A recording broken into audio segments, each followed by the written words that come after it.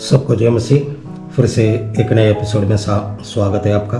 पिछले एपिसोड में हम लोग ने देखा है ये तीसरा विश्व युद्ध में कौन कौन सा राज्य किसके पक्ष में खड़े हो जाएंगे, और अभी हम लोग देखेंगे ये विश्व युद्ध का दिशा कैसे होगा, ये विश्व युद्ध में क्या क्या नतीजाएं होने वाले हैं, ये सारा चीज़ों को हम लोग देखेंगे।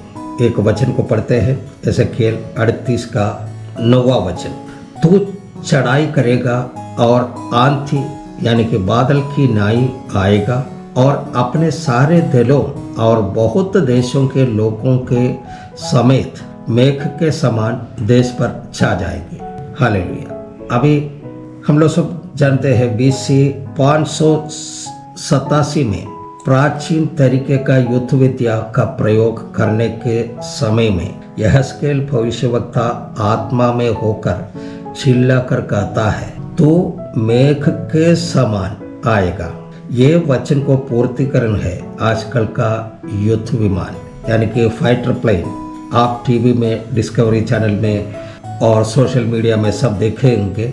Israel, America, Russia, Japan, China सब अपना युद्ध विमान का एक विशेष तरह का रंग का इस्तेमाल किया है। वो है काला बादलों के जैसे पूरा जैसे कलर है, ताकि वो शत्रु पक्ष का रडार में ना आए। अनेकों सैकड़ों विमान एक साथ में उठकर आएगा तो बादल के समान दिखेगा। इसलिए वहां पर लिखा है मेघ के समान देश पर छा जाएगा। वो युद्ध एक व्योमाक्रमण होगा। परमेश्वर का धन्यवाद हो। युद्ध किस प्रकार होगा ये बाइबल में साफ रीति से लिखा है। एजेकियल 38 का 19 से लेकर के 23वां वचन तक हम लोग पढ़ते हैं। और मैंने जलजलाहट और क्रोध की आग में कहा है कि निसंदेह उस दिन इस्राएल के देश में बड़ा भूडोल होगा, और मेरे दर्शन से समुद्र की मछलियां और आकाश के पक्षी, मैदान के पशु और भूमि पर जितने जीव जंतु रेंगते हैं और भूमि के ऊपर जितने मनुष्य रहते हैं सब कांप उठेंगे, और पहाड़ गिराए जाएंगे और चढ़ाइयां नाश होंगी, और सब भीते गिरकर मिट्टी में मिल जाएगा। परमेश्वर यहोवा का यही वाणी है कि मैं उसका विरुद्ध तलवार चलाने के लिए अपने सब पहाड़ों को पुकारूंगा, और हर एक की तलवार उसके भाई के विरुद्ध उठेगी, और मैं मरी और ढूंढ के द्वारा उससे मुकदमा लड़ूंगा, और उस पर और उसके दिलों पर और उन बहुत सी जातियों पर जो उसके पास होंगी मैं बड़ी छड़ी लगाऊंगा, और ओले और आग और गंधक बरसाऊंगा। इस प्रकार मैं अपने को महान और पवित्र ठहराऊंगा, और बहुत सी जातियों के सामने अपने को प्रकट करूंगा। तब वे जान लेंगे कि मैं यहोवा हूँ। युद्ध इस प्रकार होगा कि इस्राएल के पहाड़ों पर रूस का नेतृत्व में दुनिया का जितना भी लेफ्ट फ्रंट है, यानी कि दोस्त हु बिलीव्स इन कम्युनिज्म है, वे सब इकट्ठे होंगे। उसे लड़ने के लिए इस्राएल की सहायता में इंग्लिश स्पीकिंग कंट्रीज जैसे Yemen and Iran, great Britain, America, Canada, Australia, New Zealand सब तैयार होकर के दूसरी ओर इकट्ठे होंगे। युद्ध का घोषणा कर दी जाती है। Both side are ready for the war. They are carrying weapons, machine guns and rocket launchers are getting ready. Tankers are moving all around. Missiles launchers are getting ready. Warships, aircraft carriers, submarines, all are getting ready. Only they need the orders from their superiors. They are waiting for the orders from their respective leaders. सारी तैयारियां हो चुका है।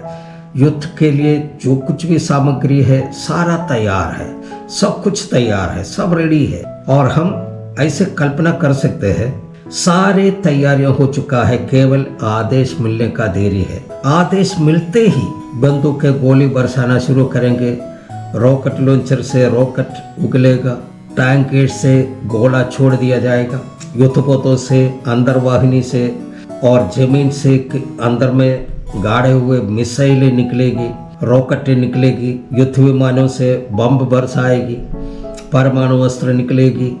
युद्ध तो Israel के पहाड़ों में हो रहा है, लेकिन उसका नतीजा सारे दुनिया में होगा, क्योंकि जमीन के अंदर में गाड़ कर रखा हुआ मिसाइलों का रेंज जो है 50 किलोमीटर से 5000 किलोमीटर तक का है। वो दुनिया के कोने कोने में जाकर के गिरेगी, सारे भस्म हो जाएंगे। ये सब क्षण भर में हो जाएगा। हम सब गवाह है, जापान के हिरोशिमा में, नागासाकी में 2 परमाणु बम गिराए थे तो 2 शहर का नामो निशान मिट गए।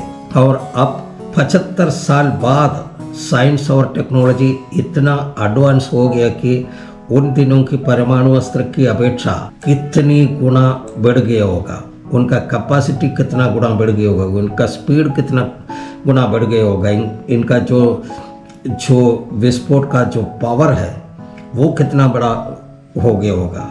और इन परमाणु अस्त्र से लैस आवाज से भी तेज ज्यादा से चलने वाला फाइटर प्लेन और ड्रोन, एडवांस रडार सिस्टम, तेज दिमाग वाले लोग, और जैसे मैंने पहले बताया है 12,000 से ज्यादा न्यूक्लियर बम बना करके सब राष्ट्र अपने अपने जमीन पर गाड़ के रखा है, और कई हजार एकदम जल्दी में तैयार करने के लिए उसका भी सामग्रियां सब तैयार करके रखा है। वो सब अगर एक साथ में छोड़ दिया जाएगा तो हम सोचने से पहले, हम क्या करें ये सोचने से पहले सारा कुछ भस्म हो जाएंगे।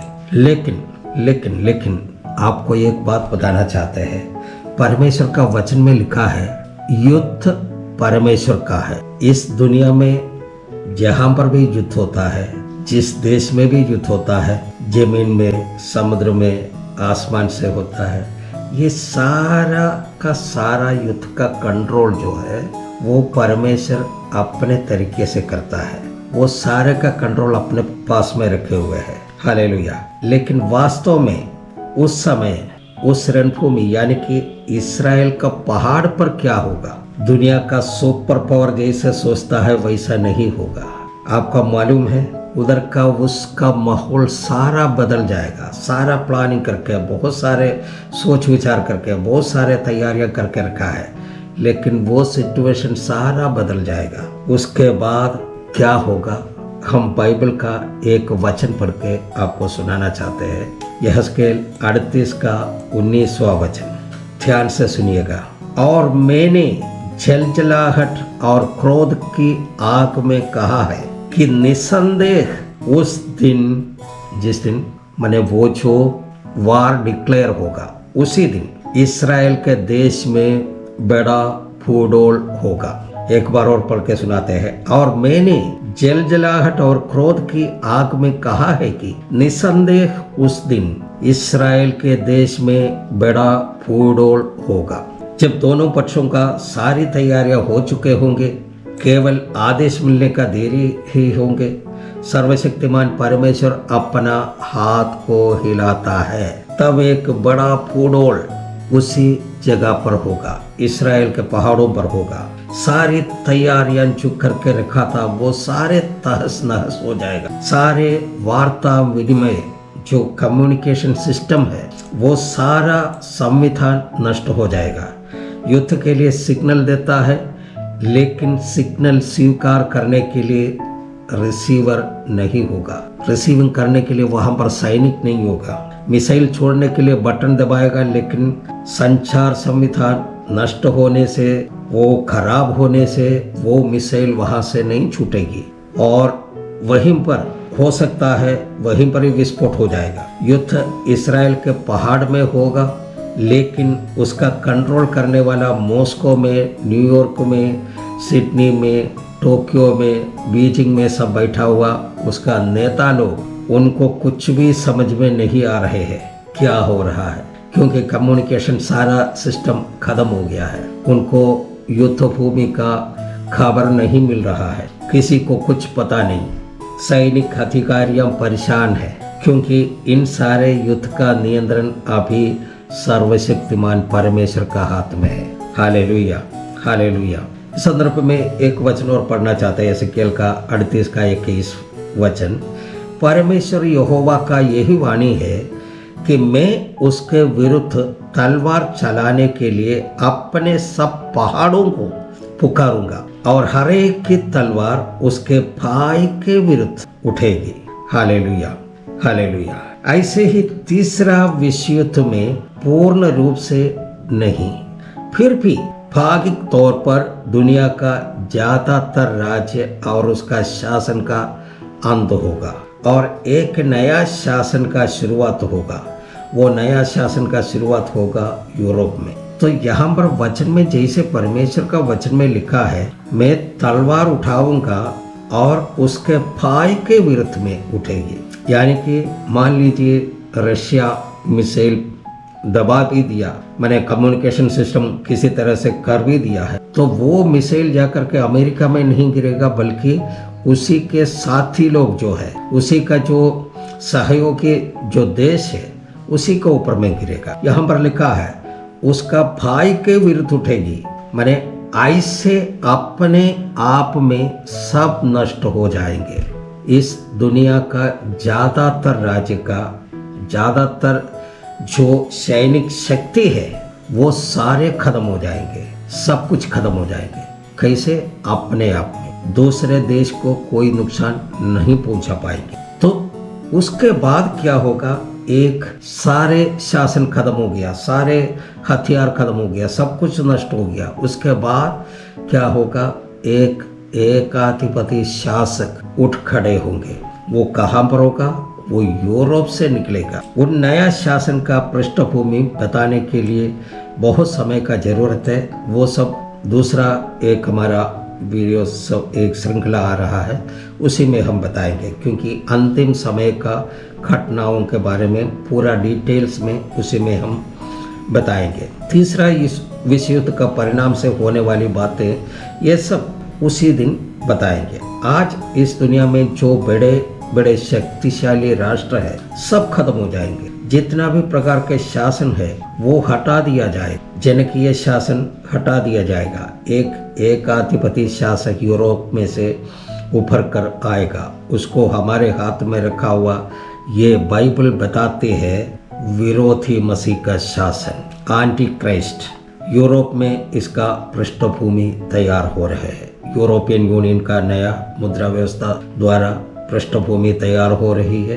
यूरोपियन यूनियन का नया संविधान के द्वारा। Hallelujah, hallelujah. ज्यादा देर के बिना इस दुनिया में घटने वाली तीसरा विश्व युद्ध का परिणाम स्वरूप इस दुनिया में एक ऐसा शासन होने वाला है जो एक व्यक्ति के द्वारा, जो सारा दुनिया को एक एकाधिपति शासन, जिसका शासक होगा विरोधी मसीह, और वो विरोधी मसीह उठ खड़ा होगा यूरोप से। हम बार बार इसको बोलने का मतलब है आपको याद रहे, ध्यान रहे। हालेलुया। लेकिन उसके पहले एक महत्वपूर्ण और एक अधिक प्रधान घटना होना जरूरी है।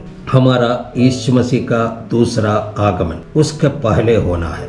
यही बताने के लिए मैं इतनी बातों को बोला है। अभी हम यीशु मसीह का दूसरा आगमन के बहुत करीब आ पहुंचा है। यह तीसरा विश्व युद्ध शुरू होने से पहले, विरोधी मसीह प्रकट होने से पहले, वर्तमान राष्ट्रों का खत्म होने से पहले हमारा यीशु मसीह का दूसरा आगमन होगा। अभी यहाँ पर बंद करते हैं।